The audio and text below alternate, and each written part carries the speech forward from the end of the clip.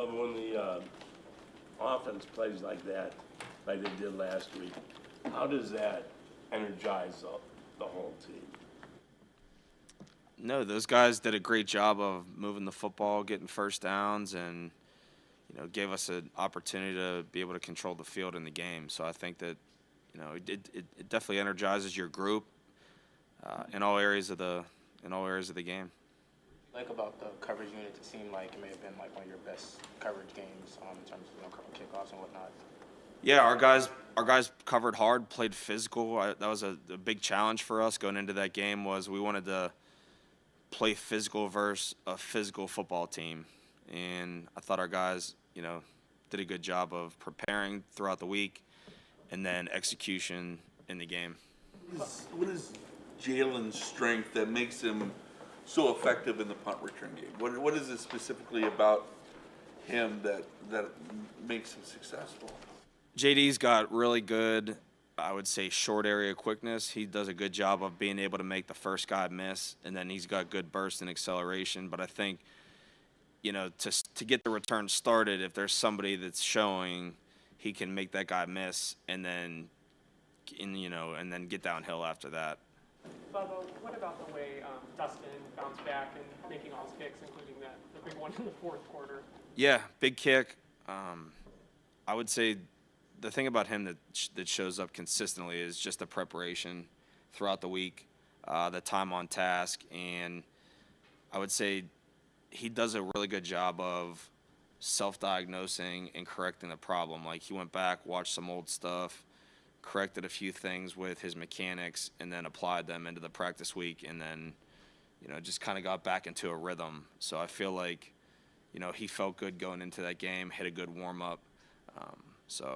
And then obviously you get the results in the game. So credit to him for that. Look, our stadium's not easy to kick in. It's a difficult stadium. So I think he's done a good job. How was Mike Hall?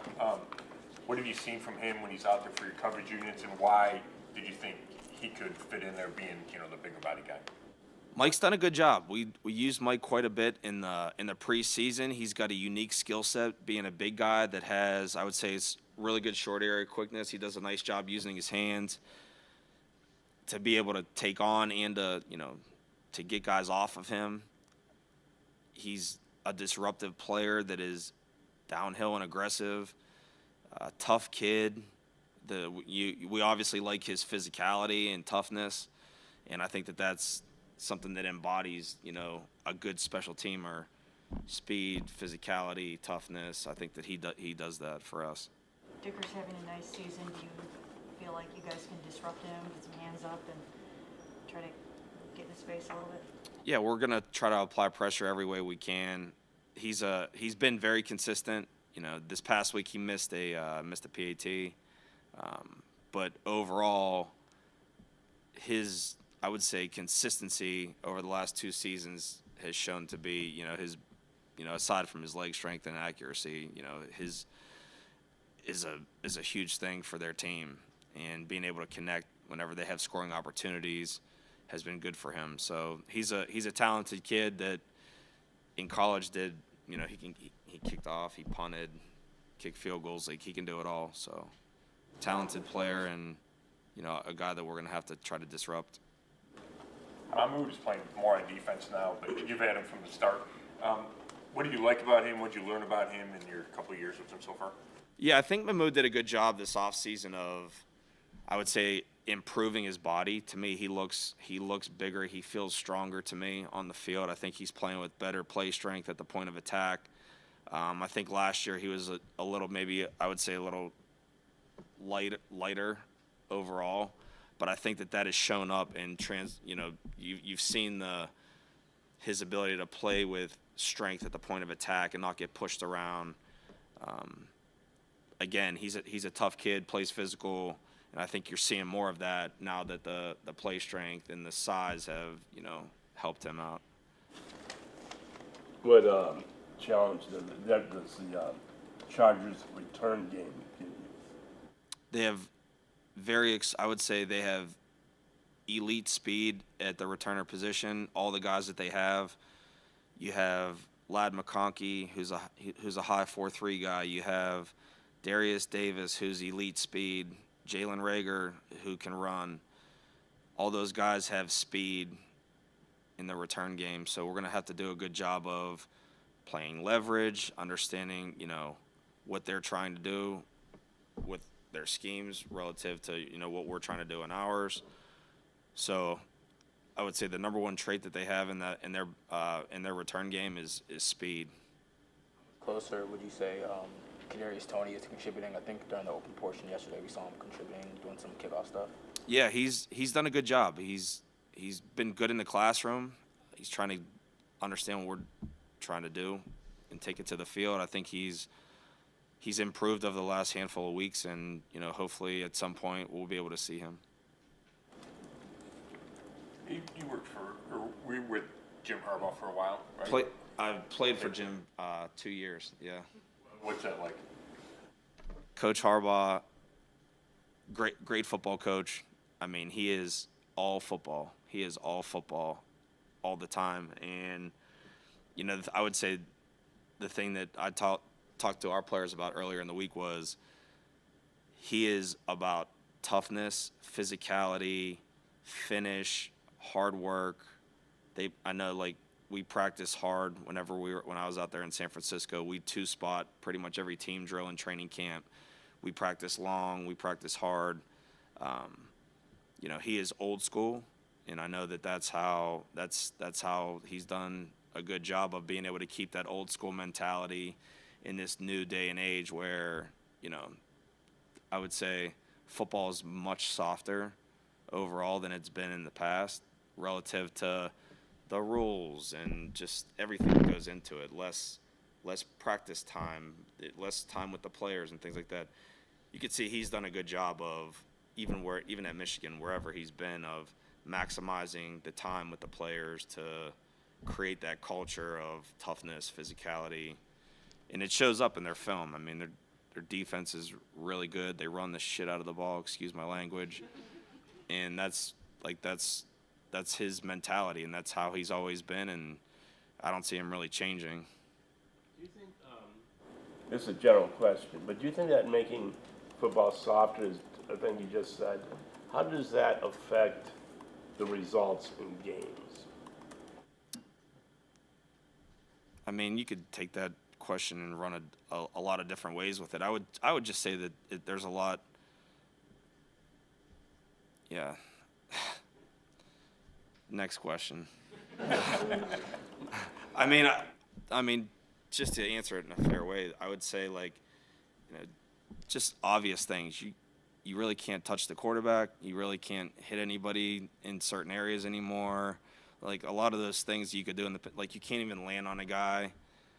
You can't sack a quarterback and land on him without it being a foul. Like, things like that. Like, I mean, years ago, those weren't even, like, considered to be penalties.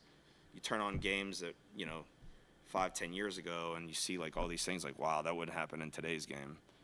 So the quarterbacks are protected, the skill players are protected. So I think that's probably the biggest impact. Is it better or not? Depends on what kind of football you like to watch. I mean, it is what it is. It's an offensive league. So. Very good. Thank you, Bubba. Yep.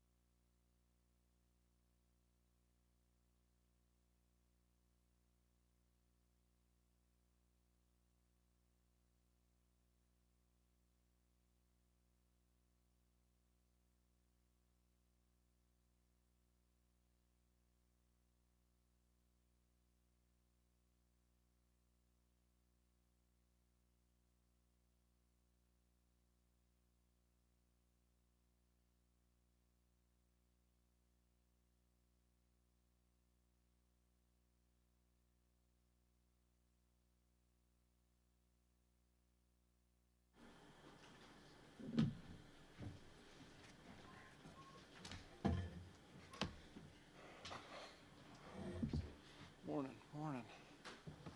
Thank you, sir.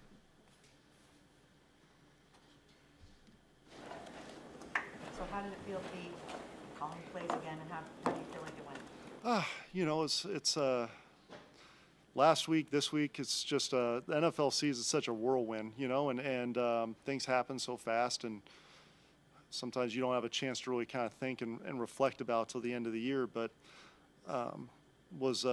I thought was a great, a good start, you know, to that process. I thought the communication and between myself and the staff, you know, being upstairs, that's critical. That communication piece of it. So that was very smooth.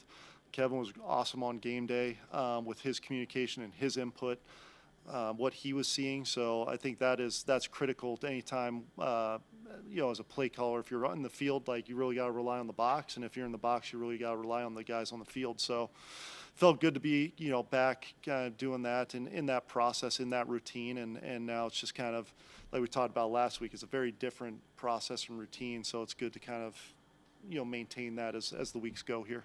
Do you feel like you should have been calling plays from the beginning? No, I think, look, Kevin's done called plays at a high level in this league for a long time. You know, he's been a multiple coach of the year for a reason, as a head coach and as a play caller. You know, I got a lot of trust in Kevin, and I think if you know, Kevin were calling it last week, I'd like to think we'd have very similar results, because it wasn't about the plays, it was about us going out and executing at a high level. Our preparation that week led to us, you know, having good things happen, you know. So I think that he's obviously done a great job for a lot of years, and, you know, we were good last week. The key is, though, consistency in this league. We got to do the same thing this week. What does that vantage point up in the box provide you that you can't get? I mean, obviously, you know, you can sort of see more, but for you specifically, what do you gain out of that from them being down on the field? It's a great question, because it is a very different viewpoint, you know, and you see the game very differently.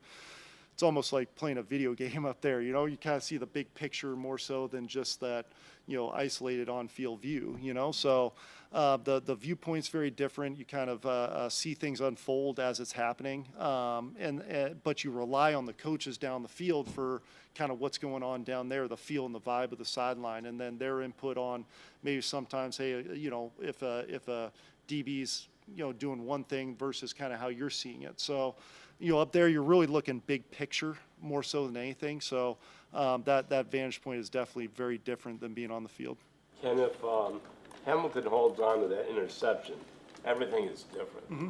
So my question is, how do you coach Winston to be more careful with where he's throwing the football? Yeah, I think that's a constant thing you're harping on the quarterbacks about. You're constantly talking about one, decision making, and making sure, you know, we're doing the right things with the football, and then two, ball placement. Ball placement's huge for us to obviously guarantee completions and then maximize rack opportunities for our receivers, you know, whether it's them sitting down in space, offset throw, get knife and get north, whether it's front pad throws on runaways. And that example is, I think, is a good example of, you know, little things that we can work on, whether it's technique or ball placement, to make sure we're not in those situations. What do you think the difference was for the offensive line and the significant improvement in their performance? You know, I think they're getting more and more comfortable as games get on, you know, because we're getting guys, you know, in spots where they're kind of having more starts together and they've worked together. You know, we've had a little bit of a rotation in there. Guys have had to shuffle in and out and that type of thing. So you haven't had that continuity as much. And hopefully, you know, now these guys are, you know, they've moved to some different spots, yes, but it's a group that's a veteran group that has had a lot of starts together. And I think them kind of gelling together has helped. Hopefully we can continue to mix the run and the run game, the drop back game, the quick game, the play action game, and have a good mix to make sure that we're not one dimensional for them, especially because that's big in protection. And as much as we can stay multi-dimensional, that's only going to, I think, help those guys out up front.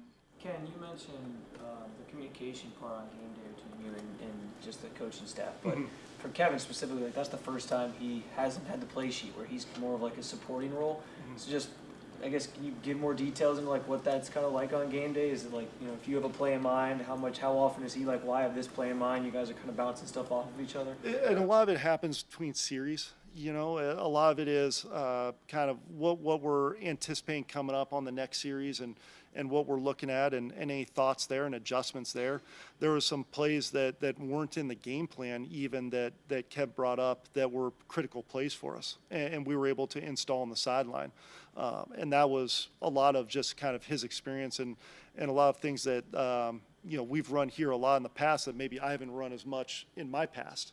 And they were great plays for us. So things like that were huge, you know, because it helps you kind of limit your tendencies as a play caller a little bit when you have that type of communication. And I think trust between myself and him and him and myself, that type of trust to where it's like, hey, that's a good shit. Let's do that, you know, and go that direction, because there's going to be points in the game where not everything is flowing, not everything's perfect, and you've got to, you know, you got to adjust, and you got to give the defense different looks or give your guys things that they're comfortable with. So I think those were things that really popped up in the game, because not everything was perfect in the game. There was some things that were good, and obviously, you know, our red zone execution, we got to be better there, but I think the communication, to your point, mid-series is where a lot of that stuff happens, and then you kind of plan in your head, okay, here's what I'm getting to this series, you know, and that way you're staying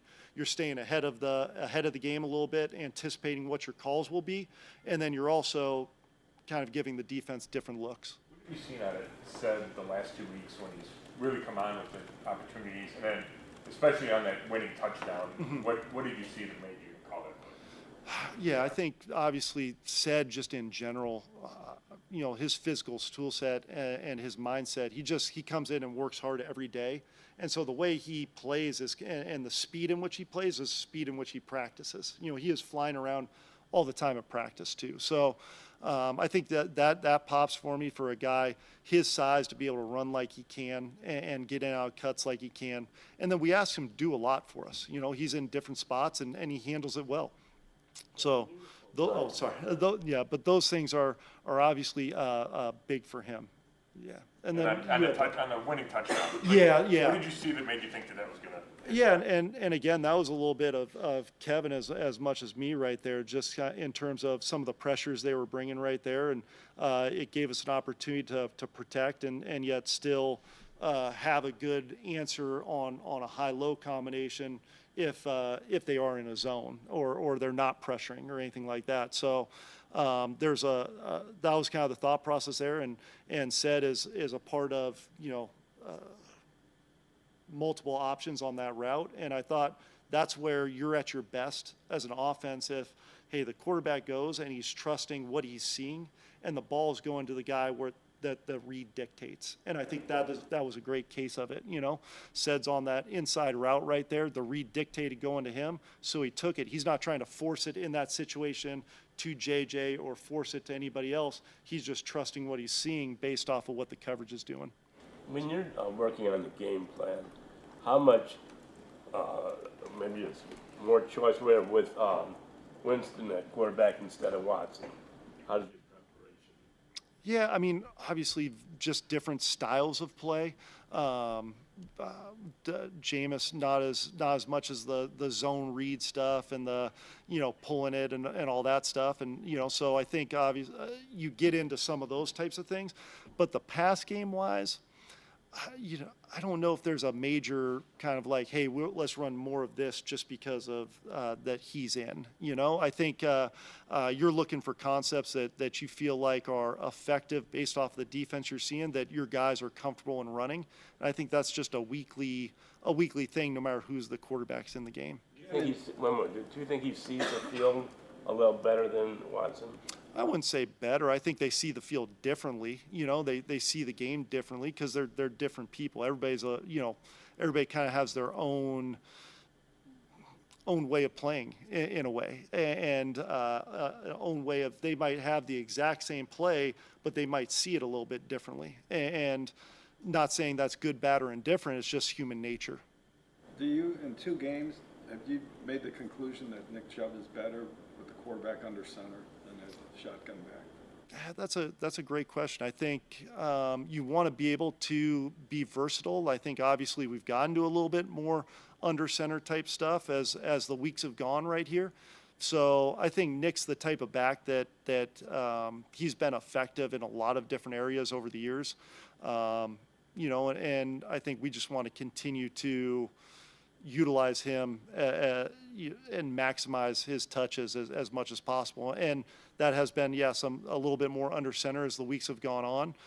Has it been, effective for us? I do think it has been in terms of not only the run, but some of the actions and stuff off of that. But we can't just live in an under center world. We got to be able to do both. And I think we'll continue to do that, whether it's Nick or anybody else in there.